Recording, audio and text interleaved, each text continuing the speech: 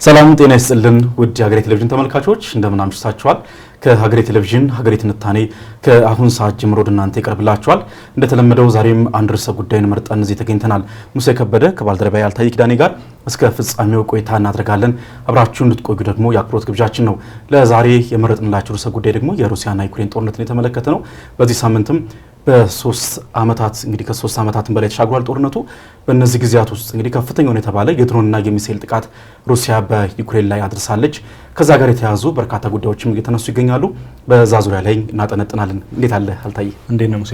አለን ሁሉ መልካም፣ ሁሉ ሰላም። እንግዲህ ከፍተኛው ነው የድሮንና የሚሳኤል ጥቃት ነው ሩሲያ በትናንትናው ዕለት በዩክሬን ምድር ላይ የፈጸመችው። ከሱ ጋር ተያይዞ ምን ወቅታዊ ጉዳዮች ተስተናገዱ የሚለውን መነሻ አድርገን እንወይ። አዎ በሩሲያና ዩክሬን ጦርነት ታሪክ ውስጥ አሁን ጦርነቱ ከተጀመረ ጊዜ ጀምሮ 298 ድሮኖችን ተጠቅማ ከዛ ባሻገር በርካታ ሚሳኤሎችንም ተጠቅማ ሩሲያ ከባድ የሆነ የአየር ጥቃት ዩክሬን ላይ በተለያዩ የዩክሬን ከተሞች ጥቃት ፈጽማለች። በጦርነቱ ታሪክ እስካሁን ታይቶ አይታወቅም። ይህ እስካሁን ካለው ጊዜ ጀምሮ ማለት ነው እና ከባድ የሚባል ጥቃት ነው። ይህንን ተከትሎም የዓለም አቀፉ ማህበረሰብ አሁን ዶናልድ ትራምፕም ሪያክት አድርገዋል በዚህ ጉዳይ ላይ ማለት ነው። ፕሬዚዳንት ፑቲን ምን እያሰበ እንደሆነ አላቅም፣ ልክ አይደለም እያደረገ የሚገኘው ነገር ምን እንደነካው አላቅም የሚል አስተያየታቸውን ሰጥተዋል። በጦርነቱ ታሪክ ቅድምም እንዳልኩት ትልቁ የድሮን ጥቃት ይሄኛው ጥቃት ነውና አሁንም ባሳለፍነው ሳምንትም ራሳቸው የአሜሪካው ፕሬዚዳንት ዶናልድ ትራምፕና ቭላዲሚር ፑቲን የስልክ ውይይት እንዳደረጉ እናስታውሳለን። ረዘም ያለ የስልክ ውይይትና ከዛ ጋር ተያይዞም በቀጣይ ሁለቱ ሀገራት የተኩስ አቁም ስምምነትን ለማድረግ ንግግሮች ይደረጋሉ የሚል ሀሳብ ነበር ባለፈው የነበረው ውይይታቸው ላይ። በመጨረሻ የተግባቡበትና አቅጣጫ ያስቀምጡበት ነገር ሁለቱ ሀገራት በሚቀጥሉት ጊዜያት ንግግሮችን አድርገው ዘላቂ የተኩስ አቁም ስምምነትን ለማድረግ አቅጣጫ ነበር ያስቀምጡትና ያ ሊሆን አልቻለም። የሚጋጩ ነገሮች አሉት። ስለ ሰላም ስምምነት ይነሳል በዚህ መሀል ላይ፣ ነገር ግን ጥቃቶች ይፈጸማሉ። አሁን ሩሲያ ትላንትና የፈጸመችው ጥቃት ለተከታታይ 3 ቀናት እንትን ያለ ነው የቆየ ነው። በጣም ከፍተኛ የሚባለው ነው ደግሞ በትላንትና ዕለት የተፈጸመው ማለት ነው። አሁን የተኩስ አቁም ስምምነት ጥረቱ የቱ ጋር እንዳለ በግልጽ የሚያሳይ ነው። ይህ ጥቃት ከፍተኛ የሚባል ጥቃት ነው። ቅድምም እንዳልኩት የሁለቱ ፕሬዚዳንቶች ንግግር ባሳለፍነው ሳምንትም በተወሰነ ደረጃ ያነሳ ነው ጉዳይ ነበር። ሰምሃው የሆነ ለውጥ ይኖረዋል ተብሎ ይጠበቃል በዓለም አቀፉ ማህበረሰብ። ምክንያቱም ትልልቅ መሪዎች በእንዲህ አይነት ወሳኝ ርዕሰ ጉዳይ ላይ የተኩስ አቁም ስምምነትን ለማጽደቅ በሚያደርጉት ጥረት ላይ ወሳኝ ሚና አለውና ያ ግን እየሆናል በተግባር ያው ንግግሮች ይደረጋሉ፣ ድርድሮች ይደረጋሉ። ነገር ግን በውጤት ስትመዝነው እስካሁን ጠብ የሚል ነገር እየታየ አይደለም። ይህ ጥቃትም የዛ አንዱ አመልካች ነው ተብሎ ይታሰባል። ፑቲንም ለዚህ እንትን ምላሽ አልሰጡም ለተኩስ አቁም ስምምነቱን በተመለከተና ዶናልድ ትራምፕ ይህ ነገር አሁን በርካታ ንጹሃን ዜጎች ከዛ ባሻገር ደግሞ ወታደሮችም ጭምር እየተገደሉ የሚገኝበት ሁኔታ ነው ያለው። ይሄ መቆም አለበት የሚል ጠንከር ያለ አስተያየት ሰጥተዋል። ያው የተለመደ ነው። ባሳለፍነው ሳምንትም ከዚህ ቀደም በነበራቸው ዶናልድ ትራምፕ በትሩዝ በተሰኘ የሶሻል የማህበራዊ ትስስር ገጻቸው ላይ ተመሳሳይ ሀሳብ ፑቲንን የሚተቹበትን አይነት ነገር ፐብሊሽ ያደርጉ ፖስት ያደርጉ ነበር፣ ያጋሩ ነበርና አሁንም እየሆነ ያለው ጠበቅ ያለ እርምጃ እስካሁን ድረስ እየታየ አይደለም የሚወስዱት እርምጃን በተመለከተና ምን እንደሆነ አላቅም፣ ምን ሆኖ እንደሆነ አላቅም። ቭላዲሚር ፑቲን ይሄ መቆም አለበት የሚል ሀሳባቸውን ጠንከር ያለ ሀሳብ ሰንዝረዋል በማህበራዊ ትስስር ገጻቸው ላይ። እንግዲህ በጣም ከባድ የሆነ ጥቃትን የፈጸመችው ሩሲያ እንግዲህ ብዙ ነገሮችን ያመላክታል ተብሎ የተነሳ ይገኛል። አንተም እንዳነሳኸው በተለይ የተኩስ አቁም ስምምነቶች አሁንም በጣም ሩቅ እንደሆኑ አመላካች የሆነበትን ነጥብ ያሳየው ከዚህ ቀደም ያሳለፍነው ሳምንትም መዋይረስ አድርገን ይዘን የገባ ነው በትራምፕና በፑቲን መካከል የተደረገውን ለ2 ሰዓታት ያህል ዘለግ ያለ የስልክ ውይይትን ነበርና እዛ ላይ የተነሱ ሀሳቦች ነበሩ። በትራምፕ በኩል ተነስቶ የነበረው ሁለቱም ወገኖች ጊዜያዊ የተኩስ አቁም ስምምነትን ለመድረስ አጎንታዊ መሻሻሎች እንዳሉና ሁለቱም ነገሮች ጋር በጎ ነገሮች እንዳሉ ተመልክቻለሁ። በቅርቡም ደግሞ በጣም አስቸኳይ የሆነ የተኩስ አቁም ስምምነት ለመድረስ ወደ ውይይት እንዲመጡ ከውሳኔ ተደርሷል የሚልን ነገር ገልጸው ነበረ። በተቃራኒ በኩል ደግሞ በሩሲያም ሆነ በዩክሬን በኩል ደግሞ ይህን ሀሳብ የሚያንጸባርቅ ምንም አይነት ሀሳብ አልተነሳም ነበር በሁለቱም በኩል። በፑቲን በኩል በተለይ ከስልክ ውይይቱ በኋላ ያነሱት አንድ ሀሳብ ነበረ። ባለፈውም ይህንኑ ሀሳብ አንስተነው ነበረ። እኛ የተኩስ አቁም እቅድን ፕሮፖዝ እናደርጋለን ወይም እኛንን የምናቀርበው የሚልን በጣም አሻሚ የሆነ ሀሳብን አንስተው ነበረ። ያ ማለት እንግዲህ አሁንም የተኩስ አቁም ውይይቶች ሩቅ እንደሆኑ በሩሲያ በኩል እየተቀመጡ ያሉ ቅድመ ሁኔታዎች በጣም እንግዲህ ጠንካራና እንደው ሊፈጸሙ የማይችሉ የምትላቸው አይነት ምክንያቱም በዩክሬን በኩልም በተመሳሳይ በልኩ የዛኛው ጽንፍ የረገጡ ተቃራኒ የሆኑ ቅድመ ሁኔታዎች ከመቀመጣቸው አኳያ ጉዳዩ በጣም አሁንም ግለቱ እየጨመረ የመጣበትና ምናልባትም እንደው ከዚህ በኋላ በጣም አደገኛውን የሆነ የጦርነቱን እጥፋት ሊያስመለክተን ሁሉ የሚችል ጥቃት ነው ተብሎ በብዙዎች እየተነሳ ይገኛል። ከዛ ውጭ ደግሞ በተለይ የኔቶ መስፋፋት ወደ በኋላም በሰፊው የምናነሳው ርዕሰ ጉዳይ ነው። በተለያዩ ሀገራት በባልቲክ ባህር አካባቢ እንዲሁም ደግሞ በስካንዲኔቪያን ሀገራት ላይ የመጣው በተመሳሳይ መልኩ ዛም ያለው መስፋፋትና ወታደራዊ እንቅስቃሴዎችን ስትመለከት ሩሲያም በዛ አካባቢ ያደረገችው ያለው ወታደራዊ ዝግጅትን ስትመለከት አሁንም ጦርነቱ ገና ሩቅ መሆን ብቻም አይደለም የተኩስ አቁም ስምምነቶች ሩቅ መሆናቸውን ብቻ አይደለም የሚያመላክተው ሌሎች ጦርነቶች እንዳይቀሰቀሱ የሚያሰጋበትን ሁኔታዎች ነው እየተመለከትን ያለ ነውና ምናልባት እንግዲህ የትላንትናው የሩሲያ ጥቃት ከ12 ሰዎች በላይ በዩክሬን ተገድለውበታል። ከዛ ባለፈ ብዙዎቹን ደግሞ እንግዲህ ዩክሬን እንደመከተች ነው ያስታወቀችው። በድሮንና በሚሳኤል ነው ጥቃቱ የተፈጸመው። ሩሲያ ብቻ አይደለችም፣ ዩክሬንን በተመሳሳይ መልኩ በተለይ ጥቃት ፈጽማለች። የድሮን ጥቃት ቤልጎሮድ አካባቢ ነው ጥቃቱን የፈጸመችው በሩሲያ ግዛት ውስጥ። እንግዲህ እነዚህ ነገሮች አሁን የሚያመላክቱ ምንድነው? በተለይ ይበልጥ ጡዘቱን እንግዲህ ከዚህ ቀደም የነበሩ የሰላም ጥረቶች ነበሩ። እንግዲህ ተደጋጋሚ ጊዜ እንደምናነሳው ተጨባጭ ሆነ ፍሬ አለው የምትለው ነገር አይደለም ያለው። ምክንያቱም ከጉዳዩ በጣም እጅግ ውስብስብነት አንጻር እንደምታነሳው ፍሬ ነገር የለም። ይሁንና ግን ቢያንስ መሪዎቹ በዚህ ደረጃ ጠረጴዛን አማራጭ አድርገው ለመዋየት መቅረባቸው እንኳን ይበል የሚያሰኝ ነው ተብሎ በመልካም በበጎነቱ ሲነሳ የነበረ ነው። አሁን ግን ይህ ደግሞ ጥቃት የሚያመላክተን በተለይ ይበልጥ ውጥረቱን እንግዲህ ገና እየተፋፋመ እንዳለ አመላካች ነው ተብሎ እየተነሳ ይገኛል። ለዚህ ደግሞ አንዱ ማሳያ የሚሆነው እንግዲህ ትላንትና ትራምፕ አንተም እንዳነሳኸው ትራምፕ የሰጡት መግለጫ አለ። ከሳቸው ባሻገር ደግሞ ጀርመንን ጨምሮ የተለያዩ የአውሮፓ ሀገራት እንግዲህ ፈቃድ ሰጥተዋል። ከዚህ ቀደም ለዩክሬን የለገሱትን የረጅም ርቀት ተምዘግዛጊ ሚሳኤሎችን በሩሲያ ምድር እንድትጠቀም ፈቃድ ሰጥተዋል ወይም ደግሞ የጣሉትን ገደብ አንስተዋል። ይህ ደግሞ በቀጣይ ብዙ ነገሮችን ሊያስመለክተን እንደሚችል እየተገለጸ ይገኛል። በተለይ ዩክሬን እንግዲህ ይታወቃል አብዛኛውን የጦር መሳሪያዎቿን ድጋፍ የምታገኘው ከምዕራባውያን ሀገራት ነው፣ አሜሪካንን ጨምሮ። ይህንን የመሳሪያ አቅርቦት በተለይ በኩርስክ ከ6-7 ወራት በፊት ኩርስክ የሩሲያ ግዛት ላይ እንግዲህ ዘልቃ ገብታ የፈጸመችው ጥቃትና የያዘችው መሬት ነበረ። እዛ ስትፈጽም ይህንን አልተጠቀመችም። ይህንን ረጅም ርቀት ተምዘግዛጊ ሚሳኤል ነበር የተጠቀመችው። በራሱ አቅም የተመረቱ ረጃጅም ርቀት የሚጓዙ ድሮኖችን ነው እየተጠቀመች አሁንም በሩሲያ ግዛቶች ላይ ጥቃት እየፈጸመች የነበረው። ከዚህ ቀደም ከምዕራባውያን ሀገራት የተለገሱላትን የጦር መሳሪያዎች ትፈጽም ወይም ትገለገል የነበረው ሩሲያ ዘልቃ በያዘቻቸው የዩክሬን ግዛቶችና ከዛ ደግሞ ራሷ በያዘቻቸው የሩሲያ ግዛቶች ውስጥ ነበር። አሁን ግን በተለይ እንግዲህ ትላንትና ከተፈጸመው የሩሲያ ከባድ ጥቃት በኋላ ጀርመን ይህንን ገደብ እንዳነሳች አስታውቃለች። ያ ማለት እንግዲህ ከአሜሪካ የተለገሱ ከጀርመን ብቻ አይደለም ከፈረንሳይና ከእንግሊዝ ስቶርም ሻዶ ሚሳኤል አለ፣ ስካልፕ ሚሳኤሎች አሉ። በጣም ረጅም እስከ 300 ኪሎ ሜትር ድረስ የተምዘገዘጉ ጥቃት የሚያደርሱ ሚሳኤሎች ናቸው። እነሱን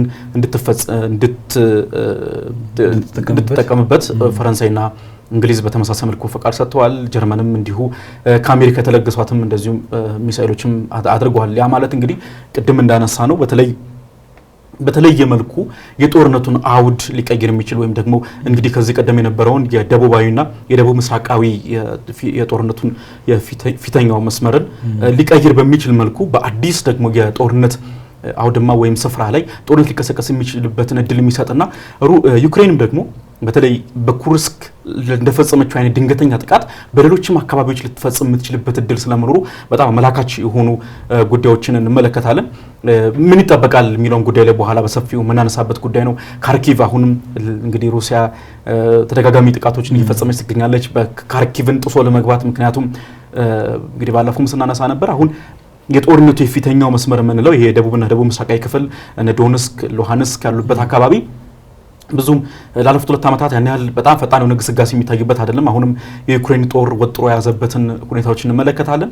ስለዚህ በተለየ መልኩ አዲስ ስትራቴጂ መከተል አለባቸው ተብሎ እየተነሳ ይገኛል። የሩሲያ ጦር አሁን እያሰበ ያለው በተለይ በካርኪቭ አካባቢ መምጣትን መርጧል። ያ እንግዲህ በእርግጥ ከባድ ነው።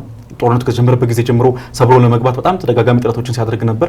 ነገር ግን የቦታው በጣም ሜዳማ መሆን ከዛ ውጭ ደግሞ ዩክሬን በጣም ከፍተኛ የሆነው ወታደር አስፍራ ትገኛለች እዛ አካባቢ ላይ መልካም ምድሩ የሚመች አይደለም። በዛ አኳያ እንግዲህ ይህ ነገር ሳይፈጸም ቀርቷል። አሁን ግን በተለይ ሰሞንኛው ደግሞ እየተካሄደ ያለው ከዚህ ጥቃቱ ባሻገር ደግሞ አሁንም ኩርስክ ካርኪቭ ላይ ተደጋጋሚ ጥቃቶች እየተፈጸሙ ይገኛሉ። እንግዲህ ካሳወስ ከዚህ ቀደም ቭላዲሚር ፑቲን በፈር ዞን ወይም ደግሞ እዛ አካባቢ ላይ ለምን ተደጋጋሚ ጥቃቶች እየተፈጸሙ ያሉት ሺልድ ወይም መከላከያ ለመፍጠር እና በዩክሬን በኩርስክ እንዳደረገችው በካርኪቭም ተመሳሳይ ነገር እናታድርግና ወደ ዩክሬን ግዛት ወደ ሩሲያ ግዛት ዘልቃ እንዳትገባ መከላከያ ለማበጀት ነው እንጂ በዛ አካባቢ ዘልቆ የመግባት ሐሳብ እንደሌላቸው ነበር የተለያዩ የሩሲያ ጦር መሪዎች በኩል ሲነሳ የነበረው።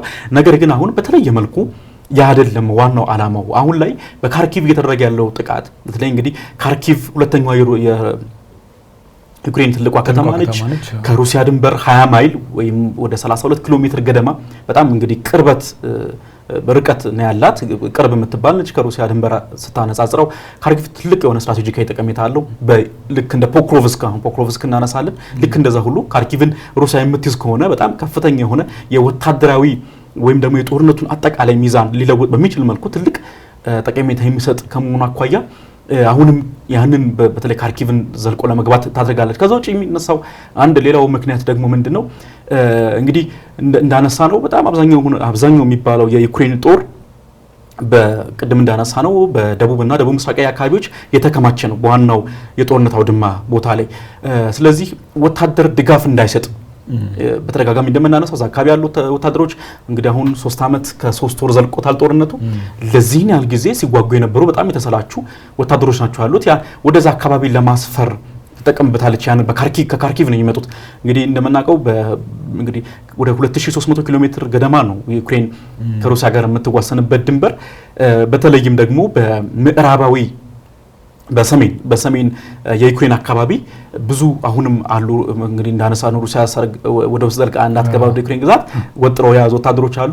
እሱን ወደዚህ እንዳይመጡ ልክ እንደ መቁረጫ ሊጠቀሙበት ይችላሉ ካርኪቭን መያዝ ብለው ያነሳሉ። የስካይ ኒውሱ የመከላከያ ደህንነት ተንታኙ ፕሮፌሰር ሚካኤል ክላርክ የሚያነሳው ይህንን ሀሳብ ነው።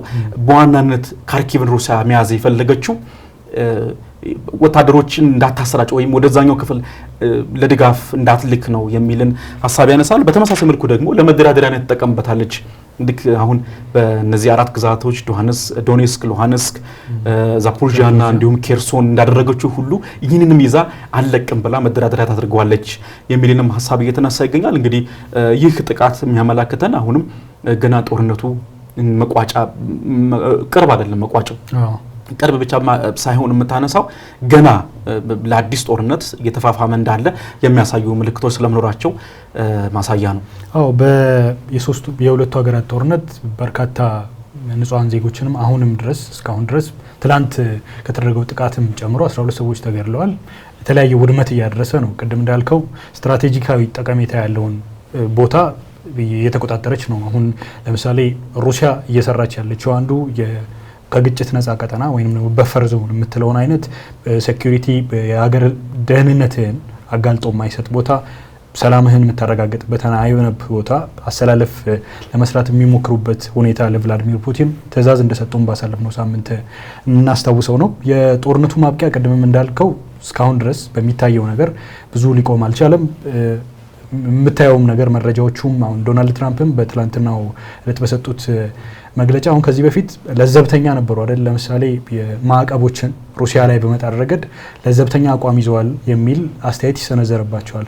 እሳቸውም የዩክሬኑን ፕሬዚዳንት ቮሎዲሚር ዜሌንስኪ በዚህ ጉዳይ ላይ አስተያየታቸውን ሰጥተው ነበርና ዋናው ይሄ ጦርነት እንዲቀጥል ምክንያት የሆነው ነገር አንዱ አሜሪካ ለሩሲያ እያደረገች ያለችው ወገንና ወይም ደግሞ ድጋፍ ነው። ማለትም የተለያዩ የአውሮፓ ሀገራት እስካሁን ባለው ሁኔታ ማዕቀቦችንም አሁን 17 ጥቅል ያለው ማዕቀብ ባሳለፍነው ሳምንት ጥለዋል የአውሮፓ ሀገራት በህብረትና አሜሪካ ግን እስካሁን ድረስ ባለው ሁኔታ ማዕቀቦችን ሩሲያ ላይ ለመጣል አልቻለችም እና ዋና የጦርነቱ እንዳይቆም አድርጎታል የሚባለው ነገር እንደ ቮሎዲሚር ዜሌንስኪ ገለጻ የአሜሪካ ውግንና ነው የሚል አስተያየት ሰጥተዋል ከትላንቱ ጥቃት በኋላ ማለት ነውና ዋናው የጦርነቱ ቭላዲሚር ፑቲንም ይገልጹታል በተለያየ ጊዜ የጦርነቱን ሩት ኮዝ ወይም ደግሞ መነሻው የትኛው ነው የሚለውን ነው መጀመሪያ መፍታት ያለብን የሚል አስተያየት ይሰጣሉ።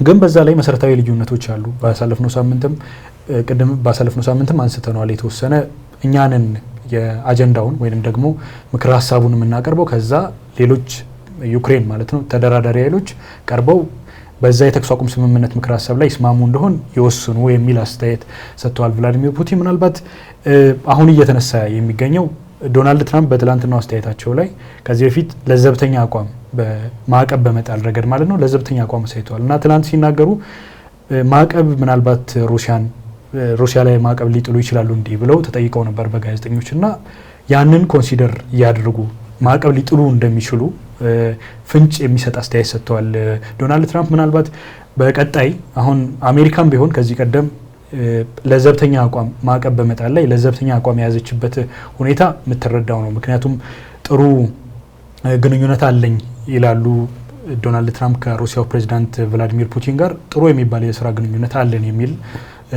ያ ደግሞ እኚህን ነገሮች ያበላሻል። አሁን ማዕቀብ የሚጣሉ ከሆነ እኚህ ነገሮች ያበላሻል የሚል አስተያየት ነው የሰጡት እና ምናልባት ይህ ማዕቀብ የሚጣል ከሆነ አዲስ ሩሲያን ወደ ድርድር ጠረጴዛ ለማምጣት ሌላ አይነት ማዕቀፍ ሊያስቀምጥ የሚችልበት ሁኔታ አለ።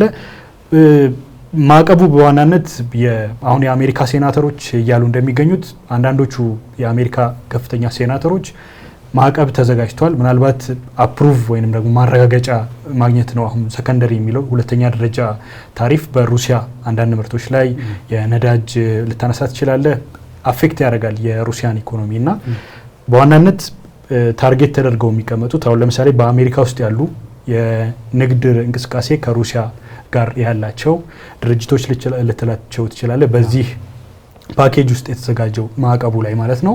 አንዱ የፋይናንሻል ተቋማት ነው እና እነዚህ ይሄ ሁለተኛ ደረጃ ማዕቀብ የሚጣል ከሆነ ምናልባት የሩሲያን ኢኮኖሚ ባሳለፍነው ሳምንትም በበርካታ ማዕቀቦች ውስጥ ሬዚሊየንት የሆነ ኢኮኖሚ መገንባት ትችላለች ሩሲያ በተለያዩ ምክንያቶች ባሳለፍነው ሳምንትም የነካካ ነው ጉዳይ ነው እና ነገር ግን አሁን እየታየ እንደሚገኘው የዶናልድ ትራምፕም ቃል ከሳቸው ጋርም ግራና ቀኝ እየሄዱ እንደሆነ ማሳየ ነው። አንዳንድ አስተያየት ሰጪዎችም እያሉ ያሉት ፑቲንና ዶናልድ ትራምፕ የተለያየ አቅጣጫ ላይ ነው ወይንም ደግሞ ቭላዲሚር ፑቲን እየታመኑ አይደለም አሁን በቃላቸው።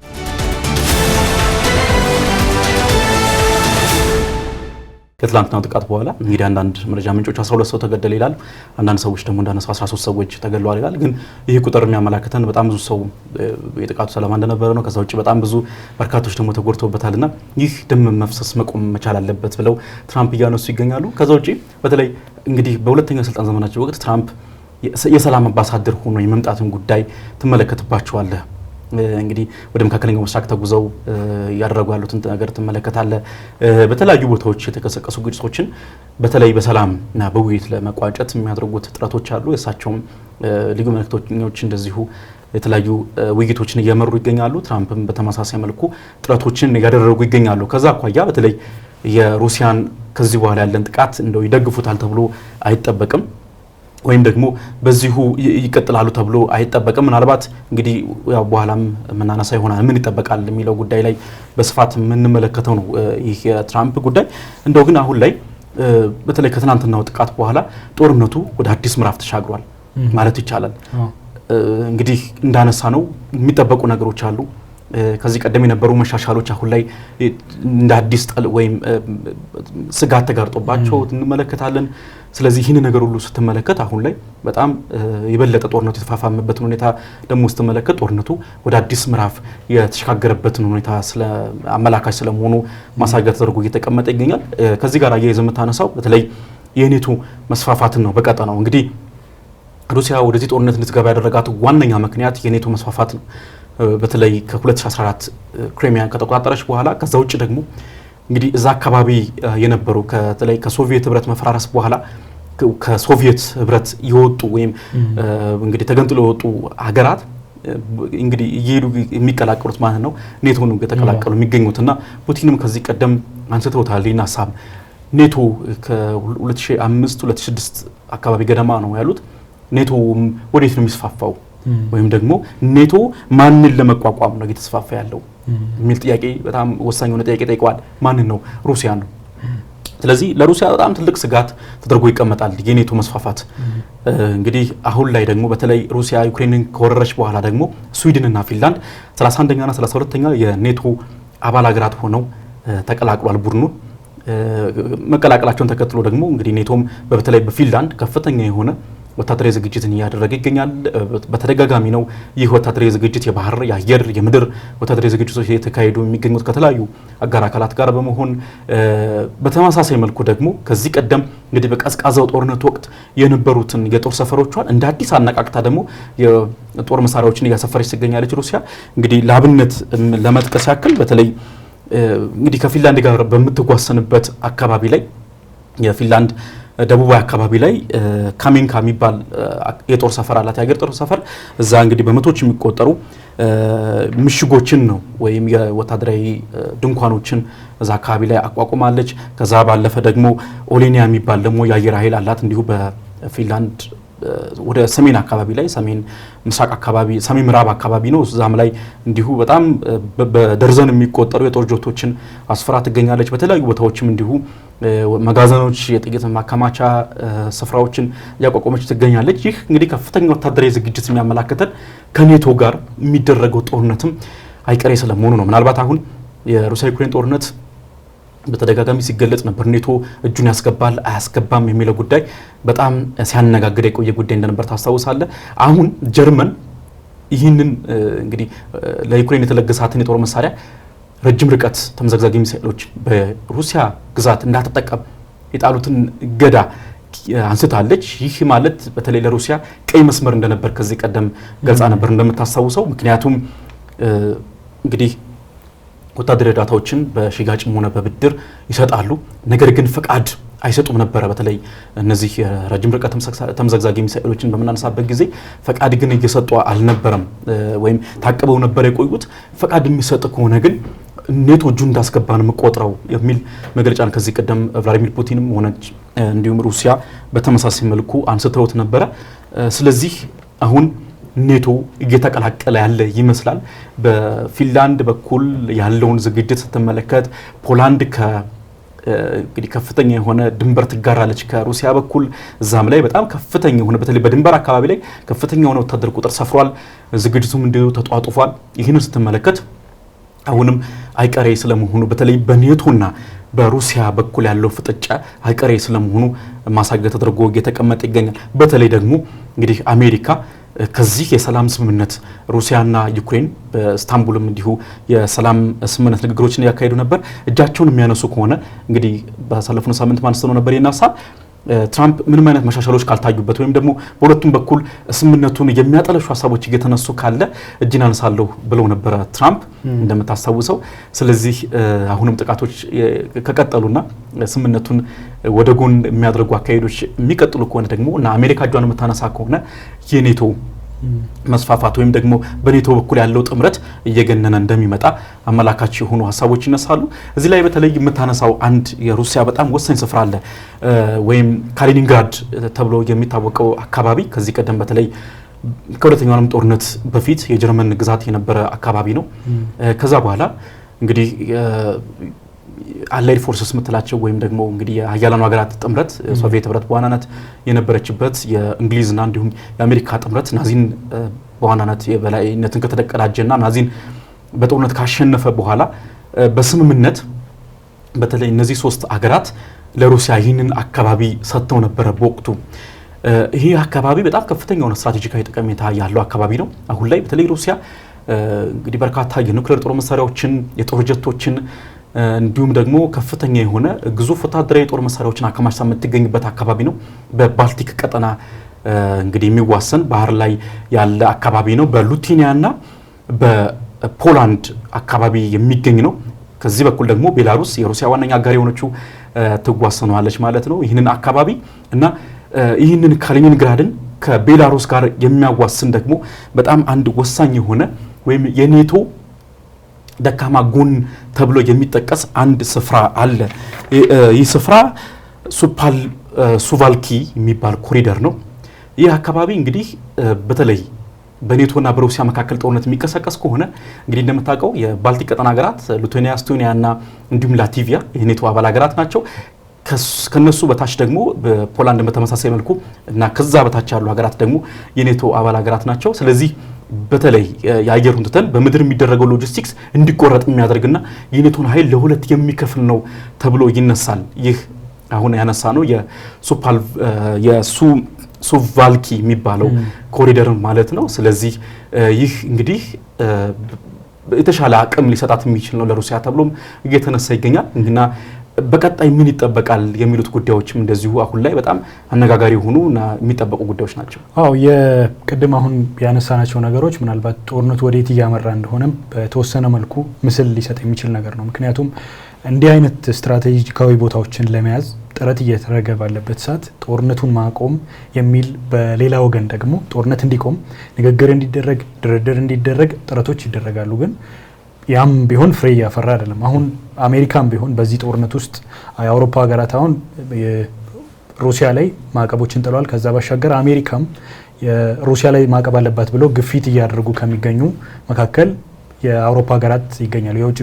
የጀርመን የውጭ ጉዳይ ሚኒስትርም በትላንትናው ዕለት በስነ ስርዓት ወጥተው ሩሲያ ላይ ማዕቀብ መጣል አለበት የሚል ጠንከር ያለ ጠበቅ ያለ አቋም ይዘዋል። በዚህ መካከል ግን አሁን የዚህ የድርድር ሂደቱም ይሁን የጦርነቱ ሂደት ውስጥ ወሳኝ ሚና ያላት አንዷ ሀገር አሜሪካ ናት። እንደምናውቀው በ3 ዓመቱ ጦርነት ውስጥ በባይደን አስተዳደር አሜሪካ ለዩክሬን ስታደርግ የነበረው ወታደራዊ ድጋፍ የምናውቀው ነው። በርካታ ቢሊዮን ዶላሮችን ለዩክሬን ወታደራዊ ድጋፍ ስታደርግ ቆይታለች እና ከዛ ባሻገር አሁን እዚህ ጦርነት ውስጥ ባለው ሁኔታ አንዱ ያላት አማራጭ ሁለት አማራጭ ነው።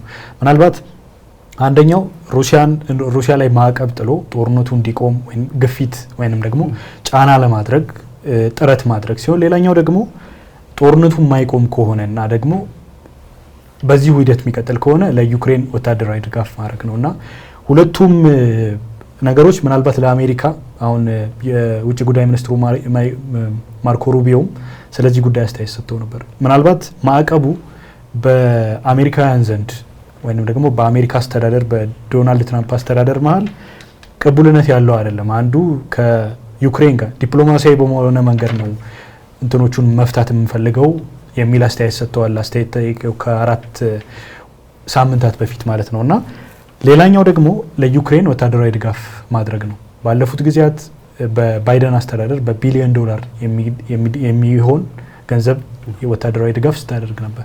ዶናልድ ትራምፕ ወደ ስልጣን ከመጡ በኋላ አንዱ ወደ ስልጣን እንዲያመጣቸው ያደረገው ነገር ሀገሪቱ በኢኮኖሚ ተዳክማለች፣ በተጽዕኖ ወሰኗም ተዳከመች ሆናለች። አንዱ ለዚህ መዳከሟ መንስኤ ነው ብለው ያስቀመጡትና የመራጮችንም ቀልብ እንዲገዙበት የሆነው አንዱ ነገር አሜሪካ የተዳከመችበትና የኛ ያልሆነውን ጦርነት እየተሳተፍን ነው ብለው ያስቀመጡት ነገር ነው። ወደ ስልጣን ከመጡም በኋላ የኛ ያልሆነውን ጦርነት አንዋጋም፣ አሜሪካን ዳግም ታላቅ እናደርጋለን ብለው ነው በዚህ ማዕቀፍ ነው የመጡት። ይህንን ደግሞ እንዲያደርጉ አይጠበቅም። አሁን ባላቸው አስተሳሰብ ለዩክሬን ወታደራዊ ድጋፍ እንዲያደርጉ አይጠበቅም። ምክንያቱም ከእሳቸው ዋና የውጭ ግንኙነት ፖሊሲ ነው ተብሎ ከሚታሰበው ነገር በተጻራሪ የቆመ ነገር ነው ይሄኛውና ሁለት አማራጮች አሏት አሜሪካ። ቅድም እንዳልኩት አንዱ ማዕቀብ ነው በሩሲያ ላይ ደግሞ ማዕቀብ የሚጣል ከሆነ የሁለቱን ሀገራት ግንኙነት ያሻከራል። ድጋፍ ደግሞ የምታደርግ ከሆነ ለዩክሬን ሌላ ደግሞ አንገላለው። ባለፉት ጊዜያት ቭላዲሚር ፑቲን ሲሉና ሲናገሩ የነበረው ነገር ምንድነው? ምዕራባውያን ሀገራት ዩክሬን የምታደርገውን ዩክሬን እያደረገች የምትገኘውን ነገር በወታደራዊ ድጋፍ ማድረጋቸው አንዱ እሳቸው እንዲቀር የሚፈልጉትና ቀይ መስመር ነው ብለው ቅድምም እንደጠቀስከው ቀይ መስመር ነው ብለው ቀይ መስመር መተላለፍ ነው ብለው የሚያነሱትና የሚያስቀምጡት ነገር ነውና በዚህ በሁለቱ መካከል ላይ ነው አሁን ያለው። ምናልባት የሁለቱን ሀገራት ግንኙነትም ወደፊትም አሁን ቅድም ያልካቸውን ቦታዎች ስትራቴጂካዊ ቦታዎችን ለመያዝ ጥረት ይደረጋል። አሁንም ተኩስ እየተደረገ ነው። ጥቃቶች ፈጽመዋል። በተለይ ደግሞ የአየር ላይ ጥቃቶች በጣም ተጠናክረው የቀጠሉበት ጊዜ ነው። ለ3 ተከታታይ ቀናት ነው ጥቃቶች እየተፈጸሙ የሚገኙት። ምናልባት ቅድምም ባነሳ ነው ሁኔታ ደግሞ ዶናልድ ትራምፕም እጃቸውን ከዚህ የድርድር ሀሳብ ራሳቸውን ከአደራዳሪነት የሚያወጡም ከሆነ ሌላ አበሳ ይዞ የሚመጣ ነው። ምክንያቱም እስካሁን ባለው ሁኔታ የአውሮፓውያን ሀገራት ንግግር ለማድረግ ድርድር ለማድረግ ጥረቶችን እያደረጉም ቢሆን ውጤታማ አልሆነም። ግን እያደረጉ ያሉት እነሱ ድጋፍ ለዩክሬን ቢያንስ ራሷን እንድትከላከል ወታደራዊ እርዳታ ማድረግ አለብን፣ መረጃዎች መስጠት አለብን ብለው ድጋፍ እያደረጉ ያሉበት ሁኔታ ነው ያለውና አሁን በቀጣዩ ሁኔታ እሳቸውም ዶናልድ ትራምፕም እጃቸውን ከዚህ አይነት ንግግር የሚያወጡ ከሆነ ሌላ የሩሲያና ዩክሬንን ሩሲያም ሞር አግሬሲቭ ሆና በዚህ ጦርነት ውስጥ ግቧን ፍላጎቷን እንድታሳካ የሚያስችላት ሊሆን ይችላል። ዩክሬንን በአንጻሩ ደግሞ የተዳከመች ከዚህ ውስጥ ራሷን የምታወጣም ከሆነ እንደምታውቀው ወታደራዊ እርዳታዎችን አግደው እንዴት አበሳ ውስጥ እንደከተቷት እናስታውሳለን። ከዛ ባሻገር የስለላ መረጃዎችን የደህንነት መረጃዎችንም ከልክለው እስካሁን ድረስ እኮ ሬዚሊየንት ሆና ተቋቁማ የቆየችው በሚደረግላት ወታደራዊ ድጋፍና የስለላ መረጃ ወይንም የደህንነት መረጃ ነው። እነዚህን ሁሉ ደግሞ የሚያስቀር ከሆነ እጇን ታጥባ የምትወጣ ከሆነ አሜሪካ ምናልባት የተዳከመች ዩክሬን እንደገና የምትታይበት ቭላዲሚር ፑቲንም የሚያደርጉት ወታደራዊ እንቅስቃሴ መስፋፋታቸውንም አራቱን ክልሎች ጠቅሰናል ቅድም በጣም ጠቀሜታ ያላቸው ቦታዎች ናቸውና እነሱንም ለመቆጣጠር የሚያደርጉትን ወታደራዊ እንቅስቃሴ ይበልጥ የሚያጠናክርና ይበልጥ ደግሞ ዩክሬንንም የተዳከመች ሊያደርጋት የሚችል ይሆናል። በሩሲያ በኩል ግጭቱን በአጭር ጊዜ ታቆማለች ተብሎ አይጠበቅም። ምክንያቱም ዋነኛ ለዚህ የሚነሳው ምክንያት እንግዲህ ከዚህ ቀደም ፑቲንም በተደጋጋሚ ጊዜ የሚያነሱት ነው። ሩሲያ ለምን ጦርነቱን ጀመረች? በዋናነት የሚነሳው የኔቶ እዛ አካባቢ ላይ መስፋፋትን ታነሳለ እንጂ በተለይ ያን ያህል ከተፈጥሮ ሀብትም ብለው ሌላ ግብ የለውም። የሩሲያ እንግዲህ ዩክሬን ያዘችበት ዋናው ምክንያት የኔቶ እዛ አካባቢ ላይ መስፋፋትና ይበልጥ በተለይ ከቀዝቃዛው ጦርነት በኋላ ሁለት ክፍሎች ነው እንግዲህ አይደለ ተመስርቶ የነበረው ኢስተርን እና ዌስተርን ብሎክ የሚለው ነገር ታነሳለ። እንግዲህ በቀዝቃዛው ጦርነት ወቅት በተለይ ከሶቪየት ህብረት መፈራረስ በፊት አብዛኛው ዌስት ጀርመንን ኢቨን ጨምሮ ማለት ይችላል። እንግዲህ ያን ጊዜ ጀርመን ለሁለት ተከፍላ ነበረ። ዌስተርን ጀርመኒ የሶቪየት ህብረት አካል ነበረች። በጣም ብዙ አሁን መናነሳቸው በርካታ እንግዲህ የጦርነቱ አካል የሆኑ ዩክሬንን ጨምሮ የባልቲክ ቀጠና ሀገራትንም ጨምሮ በሶቪየት ህብረት አካል ነበሩ። ከሶቪየት ህብረት መፈራረስና ከቀዝቃዛው ጦርነት ማብቃት በኋላ ግን አብዛኛው የኃይል ሚዛን ወደ ምዕራባውያን ያጋደለ ሆኖ ትመለከታለህ።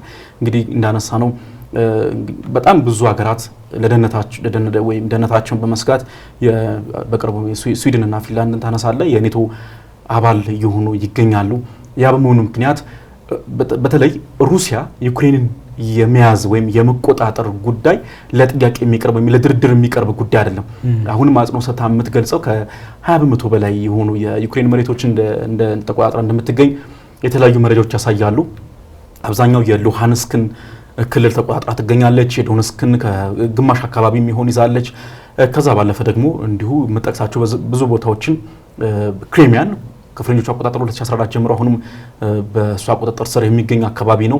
እነዚህን ሁሉ ቦታዎች አሁንም አስጠብቃ የሚሄድ ትልቅ ግብ ወይም ትልቅ ቅድመ ሁኔታ አስቀምጣለች። ከዚህ ቀደም እንደምታስታውሰው ማርክ ሩቢዮም ይህንን ሀሳብ አነስተውት ነበረ። ሩሲያ ዩክሬን በሩሲያ የተያዙባትን መሬቶች መልሳ ከሩሲያ የሚያዝ ወይም ደግሞ ሩሲያ ከዛ አካባቢዎች እንድትለቅ የሚለውን ሀሳብ ትርሳው። ሩሲያ መቼም ከዛ አካባቢዎች አትለቅም የሚልና ሀሳብ አንስተው ነበር እንደምታስታውሰው። ስለዚህ ይህ የህልውና ጉዳይ ነው ለሩሲያ። ስለዚህ ግጭቱን በአጭር ጊዜ ትቋጫዋለች ተብሎ አይታሰብም። ነገር ግን ሌላው የምታነሳው ሀሳብ ስቴልሜት እንግዲህ በቼዝ ለስቴልሜት ተብሎ ይጠቀሳል። ወይም አቻ ስትሆናል አይደለ? አሁን በዩክሬንና በሩሲያ በኩል ያለው በተለይ በምድር ጦር በኩል ያለው የጦርነቱ አካሄድ በዛ ደረጃ ልትገልጸው የምትችለው ነው። በጣም ሁለቱም ወጥረው ይዘዋል። በሁለቱም በኩል የተወሰኑ ጥረቶች ይደረጋሉ ሰብሮ ለመግባት። በቤልጎሮድ በኩል አሁንም በቅርቡ ዩክሬን በዚህ ሳምንት መጨረሻ አካባቢ ላይ የተፈጸመችው ጥቃት ነበረ። በአዲስ መልኩ ሲነሳ ነበር። ልክ ኩርስክ ላይ እንዳደረገችው ሰርጎ የመግባት እንቅስቃሴዎችን እያደረገች ትገኛለች። የሩሲያ ጦር ግን አሁንም በዛ አካባቢ ወጥሮ ይዟል። በካርኪቭ ቅድም ስናነሳው እንደነበረው ሩሲያ ሰብሮ ለመግባትና አዲስ ጦርነትን አውድማ ለመቀስቀስ ጥረት እያደረገች ትገኛለች። ነገር ግን የሚቀመስ አልሆነም የዩክሬን ጦር በተመሳሳይ መልኩ። ስለዚህ እነዚህ ነገሮች ስትመለከታቸው ሁለቱም በጣም ከፍተኛ የሆነ ትንቅንቅ ላይ ናቸው ያሉት። ለዛም ነው አሁን ላይ በተለይ የድሮን ጥቃቶችን የሚሳኤል ጥቃቶችን እየሰማን የምንገኘው። ብዙ መሻሻሎች የሉም። በተለይ ደግሞ የሞት መሬት ነው የሆነባት ተብሎም ይነሳል። በተለይ ለሩሲያ እንግዲህ አሁን በመናነሳው የሰሜን ምስራቅ አካባቢዎች ላይ በተለይ ካርኪቭን ጨምሮ ሱሚ ብለህ መጠቅሳቸው የዩክሬን አካባቢዎች ላይ እንትን ብቻ አይደለም ይሄ ሺልድ ወይም ተከታታይ የሆነ ልክ እንደ ኦርቢት በሆነ ዙር የተለያዩ አይነት መከላከያ ስርዓቶችን አጥራ ትገኛለች ዩክሬን ተብሎ ይነሳል። ታንኮችን ወይም ታንክ አጥፍተህ ስትመጣ ወታደሮች ታገኛለህ። ወታደሮቹን ደግሞ ስታረግ ማይንፊልድ ወይም ደግሞ በመሬት ውስጥ የተቀበሩ ፈንጂዎችን ትመለከታለህ። ያን ስታልፍ እንደዚህ አይነት በጣም ተከታታይ የሆኑ በከፍተኛ ደረጃ የወታደራዊ መከላከያ ስርዓቶችን ነው አጥራ የምትገኘው ዩክሬን። ያ ማለት ነው በአዲስ መልኩ በሩሲያ በኩል በቅርቡ የሚጠበቅ ሰርጎ መግባት ላይኖር ይችላል። እነዚህ ነገሮች የሚያመላክቱ ምንድነው? አሁንም በተለይ በሩሲያ በኩል ግጭቱ አይቆምም። ምናልባት ግን እንደው ግጭቱ ሊቆም የሚችለው እንዳነሳ ነው በተለይ አሁን ሩሲያ ያደረገች እንደምትገኘው ከዚህ በኋላ አንተም አንስተዋል አግሬሲቭ የሆኑ በጣም የተጠናከሩ የአገር ጥቃቶችን በመፈጸም ዩክሬንን የምታዳክም ከሆነ ይህ እንግዲህ ተመጋጋሚ የሚሆነው ከምን አኳያ ነው? እንግዲህ ከጀርመን ፈቃድ ያገኘችባቸውን የረጅም ርቀት ተምዘግዛጊ ሚሳኤሎችን የማጠቀም ከሆነ አሜሪካ እጇን የማታስገባ ከሆነ ወይም ደግሞ ከዚህ ቀደም በባይደን አስተዳደር ይደረግ እንደነበረው የግዙፍ የሆነ ወታደራዊ እርዳታዎችን ድጋፎችን የማታደርግ ከሆነ በሩሲያ በኩል የሚመጣውን ከፍተኛ ጫና በዛ ጫና በመጎብደድ ዩክሬን ወደ ሰላም ስምምነቱ ለመምጣት እንግዲህ በሷ በኩል የሚጠበቁ ነገሮች ይኖራሉ ወይም ደግሞ ጦርነቱ የሚቋጭበት ሁኔታ በዩክሬን በኩል ልንመለከት እንችል ይሆናል። ከዛ ባለፈ ግን አሁን ላይ እጅግ በጣም እንግዲህ ለሩሲያ ዩክሬን ጦርነት ሩቅ የሆነ ወይም የሩሲያ ዩክሬን ጦርነት በሰላም ሊቋጭ የሚችልበት እድል ሰፊ ስለመሆኑ ብዙ አመላካች ነጥቦች እየተነሱ ይገኛሉ። አዎ ከማዕቀቡ ጋር የተያያዘ አንድ ሌላ አስተያየት ብጨምር ጥሩ ነው። የሩሲያና ዩክሬን ጦርነት ቅድም ባነሳ ነው መልኩ ብዙ ውድመት እያስከተለ እንደሆነ እናውቃለን። ነገር ግን ባለፉት ጊዜያት አሁን አዲስ ግፊት ማድረጊያ መንገድ ነው ብለው እየተነሱ የሚገኙት አንዱ የሴናተሮች ሩሲያ በአውሮፓ ሀገራት ውስጥ የ300 ቢሊዮን ዶላር ገንዘብ አላት የተቀመጠ ገንዘብ እና ጦርነቱ ልክ ከተጀመረበት ጊዜ አንስቶ የጦርነት ሲጀመር ፍሪዝ ያደረጉት ወይንም ደግሞ ገንዘቡ እንዳይንቀሳቀስ ያገዱት ገንዘብ አለ እና የገንዘብ አሁን እየተነሳ እንደሚገኘው ለዩክሬን ወታደራዊ ድጋፍ ለማድረግ ጥቅም ላይ መዋል አለበት ብለው አስተያየት እየሰጡ ነው አንዳንድ የአሜሪካ ባለስልጣናት እና ምናልባት ይህም የሚሆን ከሆነ ከዚህ ቀደም ሩሲያ ይህንን ገንዘብ ወይም ከዚህ የሚገኘውን ትርፍ ጥቅም ላይ እንዲውል ከዚህ በፊት የአውሮፓ ሀገራት ወስነው ጥቅም ላይ እንዲሆን አድርገዋል። ነገር ግን አሁን ይህ ገንዘብ አጠቃላይ እንዲወረስና ለዩክሬን ወታደራዊ ድጋፍ ማድረጊያ ሆኖ እንዲውል የሚል አስተያየት እየተሰጠ ይገኛል። ይህ ግን በሩሲያ አንጻር ሌላ ደግሞ ከምዕራባውያን ሀገራት ጋር ሊያቃቀር የሚችል ሌላ የግንኙነታቸውን ሁኔታም ደግሞ ሊያሻክር የሚችል ሁኔታ ነው። ምክንያቱም ከዚህ ቀደም ሩሲያ የላይኛው ምክር ቤት አባላት አስተያየት እንደሰጡት ምናልባት ይህን የሚያደርጉ ከሆነ የአውሮፓ ሀገራት ይህንን ገንዘብ የሚወርሱ ከሆነ ሌላ በአክሽን እንወስዳለን ወይም ደግሞ ሌላ እርምጃ እንወስዳለን የሚል ጠንከር ያለ አስተያየት ሰጥተዋል። የሁለቱን ሀገራት ጦርነት ለማስቆም ከድርድር ባሻገር አሁን እየሆነ እንዳለው ምናልባት ማዕቀቦች አንዱ ሩሲያን ወደ ድርድር ጠረጴዛ ለማምጣት የሚያስችል አንዱ መንገድ ነው ብለው ያመኑበታሉ። የአውሮፓ ሀገራት ይህንን እያደረጉ ነው። አሜሪካም በዶናልድ ትራምፕ አስተዳደር ስር ምናልባት ይህንን ልታደርግ እንደምትችል እሳቸውም ጥቆማ ሰጥተዋል። አንዳንድ አስተያየት ሰጪዎች ደግሞ አሁንም አስተያየት እየሰጡ እንደሚገኙት ግፊት መደረግ ያለበት በዚህ አይነት መልኩ ነው። ልክ ካሮትና ስቲክ ይሉታል አይደለም።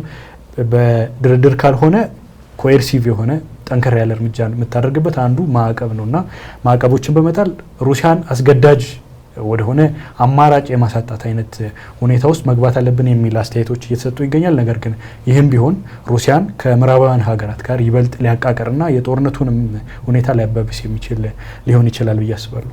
መልካም እንግዲህ በጦርነቱ በቀጣይ ምን ነገሮች ይስተናገዳሉ የሚለውን እንግዲህ አብረን የምንመለከተው ይሆናል ማለት ነው።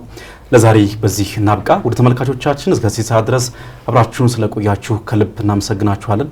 በቀጣይ ሳምንት በአገሬ ትንታኔ በሌላ ርዕሰ ጉዳይ እስከምንገናኝ ድረስ መልካም ሳምንት ይሁንላችሁ።